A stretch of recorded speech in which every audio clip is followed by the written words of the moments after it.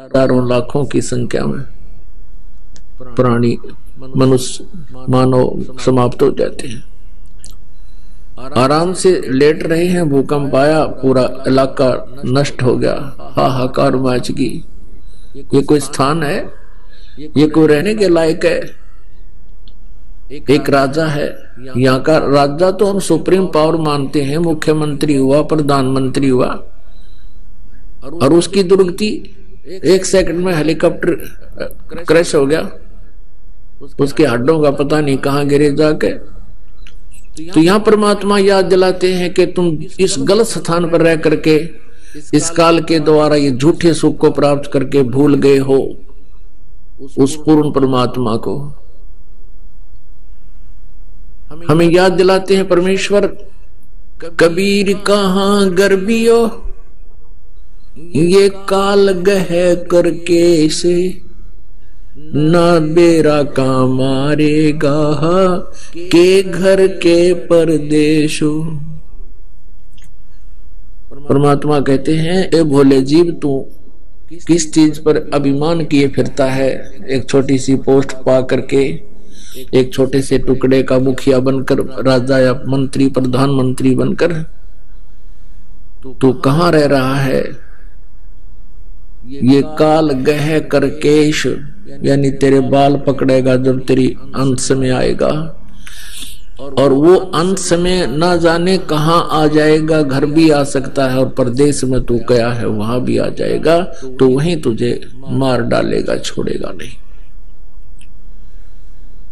कहाँ जन्मे कहाँ पाले पोसे खूब लड़ाए लाडे, ना जाने इस देह के है कहाँ खंडेंगे आड़े। पुण्यात्मा, परमात्मा की ये वाणी आप जी ने हृदय में धारनी पड़ेगी। और इस गंदे लोक में यदि तुम थोड़ा बहुत सहारा भी चाहते हो, सुख भी चाहते हो, प्रोटेक्शन भी चाहते हो कि ऐसी आपदाएं ना आवे हमारे ऊपर, तो इस परमेश्वर कबीर जी की शरण ही ग्रहण आपने करनी पड़ेगी। यदि पूरा विश्व आज इस परमेश्वर की शरण में आ जावे और ये दास जो नाम जाप और विधि और मर्यादा बता रहा है इसका पालन कर ले, पुनः फिर सतयुग जैसा माहौल शुरू हो जाएगा। सतयुग में क्या होता है कि बहुत लंबी आयु हो जाती है, क्योंकि अकाल मृत्यु नहीं हो सकती, ये काल फिर अटैक नहीं कर सकता, और आपस में बहुत ही अच्छा प्रेम बनेगा, या लूट खसोट रिश्वतखोरी हाहाकार मची है। इस माया ने सबको अंधा बना दिया है। ऐसे बड़े बड़े मंत्री और मुख्यमंत्री, प्रधानमंत्री तक के ऊपर ये भ्रष्टाचार के आरोप लगते हैं। शर्म की बात है, क्योंकि इंसान की जमीर खत्म होगी। क्यों होगी? क्योंकि तत्व ज्ञान से परिचित नहीं है, भगवान के विधान से परिचित नहीं है, आध्यात्मिक कर्मों से परिचित नहीं है। इसी कारण से हम गलतियों पर गलती करते जाते हैं। एक माया के कारण ही भाई से भाई शत्रु बन जाता है, बहन भाई की शत्रु बन जाती है, भाई बहन का शत्रु बन जाता है। माता पिता की कदर रही नहीं, माया माया दिखाई देती, शर्म रही नहीं, लाज रही नहीं। पुण्यात्माओं, परमात्मा कबीर परमेश्वर जी की शरण में आने से आप जी ये सोच भी नहीं सकते, हे परमात्मा, हम पहले वही व्यवसाय था, वही हमारा जॉब था, वही नौकरी थी या कोई व्यवसाय था, और हम सारा दिन भटकते रहते थे, रात को भी नींद नहीं आती थी, और ओवर टाइम भी करते थे, फिर भी हमारा गुजारा ढंग से नहीं हो रहा था, और टेंशन ग्रस्त रहते थे। इस परमेश्वर की शरण में आने से, क्योंकि ये ज्ञान ऐसा हो जाएगा आपको, और फिर साथ भगवान का आपके साथ हो जाएगा, आपकी सबसे पहले ये टेंशन समाप्त करेंगे और आप ये सोच भी नहीं सकोगे, हे भगवान, उसी पैसे में, उसी ही नौकरी में, तनख्वाह में आज हम बहुत अच्छी तरह अपना गुजारा भी कर रहे हैं और दो पैसे हमारे पास भी रह रहे हैं। इसके एक कारण तो ये होगा कि आपका जो बीड़ी, शराब, मांस, तंबाकू, ये पैसा जो व्यर्थ होता था वो आपका सेविंग में आ जाएगा। दूसरा ये होगा कि आप डॉक्टरों के यहां जाते थे। पुण्यात्माओं, जब इंसान के पाप कर्म बढ़ जाते हैं, बताते हैं हमें आकर के कि जी थोड़ा सा सिर में दर्द हुआ था, डॉक्टर के पास गए, सीटी स्कैन बोल दिया और उसमें जो है ना मस्तिष्क में कोई गांठ बता दी, ऑल इंडिया में भेज दिए, लाखों रुपये लग गए, सिर का ऑपरेशन हो गया और कुछ दिनों के बाद फिर जो की जो सती थी फिर होगी। एक गांठ निकाल दी तो गांठ तोड़ भी हो सके हैं, क्या फाइनल हो गया काम फिर इसमें। तो कहने का भाव यह है कि जब इस परमेश्वर की शरण में आप आ जाओगे, वही बीमारियां, वही रोग जो लाखों रुपए में ठीक नहीं होते थे, आपके 10, 20, 50 रुपए की दवा में आराम होना शुरू हो जाएगा। बहाना करता है परमात्मा, थोड़ी बहुत औषधि भी लेता रहे और साथ में परमात्मा की भक्ति करे, फिर देखना कैसे होता। तो पुण्यात्माओं, ऐसे बहुत से भक्त आते हैं, वो बताते हैं कि जी पहले हमारे साल भर में कम से कम भी 20,000 रुपए का मेडिकल का खर्चा होता था, डॉक्टरों का।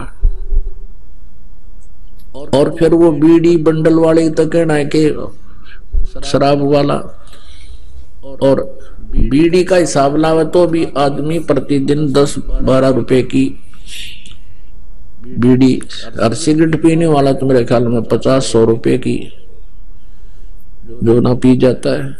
तो महीने का हिसाब लावे तो 2-2.5 हजार रुपए ये खराब होते थे, ये बच जाते।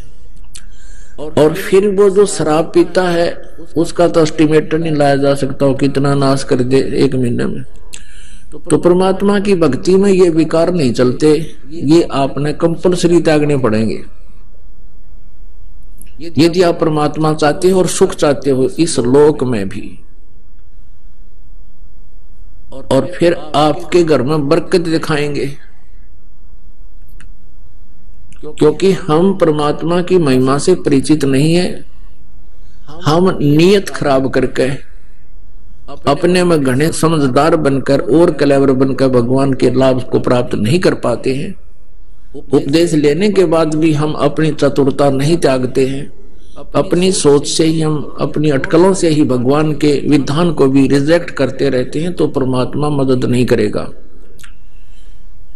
परमात्मा का नाम उपदेश लेने के बाद आपके अगम मगरम सब समाप्त हो जानी चाहिए। ब्लाइंड फेथ करना पड़ता है प्रभु पर,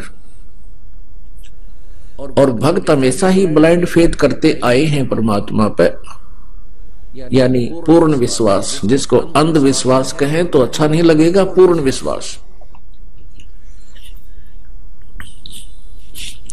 अंधविश्वास कैसे करते थे कि जो गुरुजी ने बता दिया, संत ने बता दिया, हमने उसको सिरोधार्य कर लिया।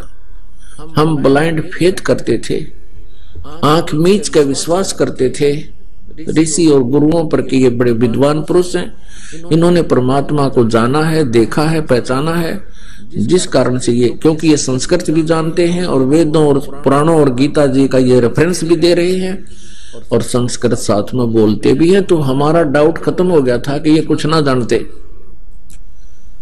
और जिस कारण से आज तक कोई भी संत रूप में पनप गया, ये श्रद्धालु उसके पास ऐसे चिपक जाते हैं जैसे दीपक के चारों ओर ये पतंग मंडराते हैं और जलकर मर जाते हैं। तो इसी प्रकार इन नकली गुरुओं के पास जो प्राणी जाते हैं वो ऐसे अपना जीवन नष्ट कर देते हैं जैसे दीपक के पास पतंग जाकर के नष्ट हो जाते हैं।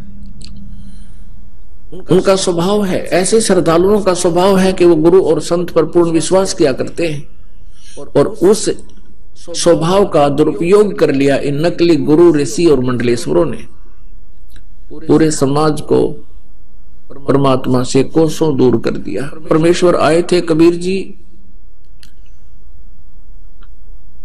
उन्होंने ये ज्ञान दिया था जो आज दास आपके रूबरू करा रहा है और साथ में प्रमाण दिखा रहा है अपने ही पवित्र सदग्रंथों में। जैसा कल की रात्रि में आपने परमात्मा के साकार और निराकार के ऊपर जो वचन सुने थे, उसके साथ साथ सदग्रंथों को आपने स्वयं भी प्रोजेक्टर के माध्यम से देखा। तो अब क्या कहें उन संतों को, ऋषियों को?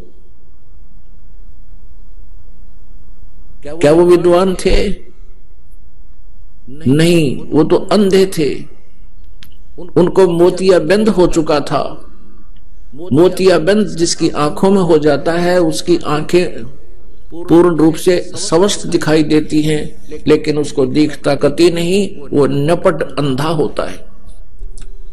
इसी प्रकार ये संस्कृत के जानने वाले महाविद्वान, महर्षि, मंडलेश्वर, गुरु, ब्राह्मण, पंडित कहलाते थे।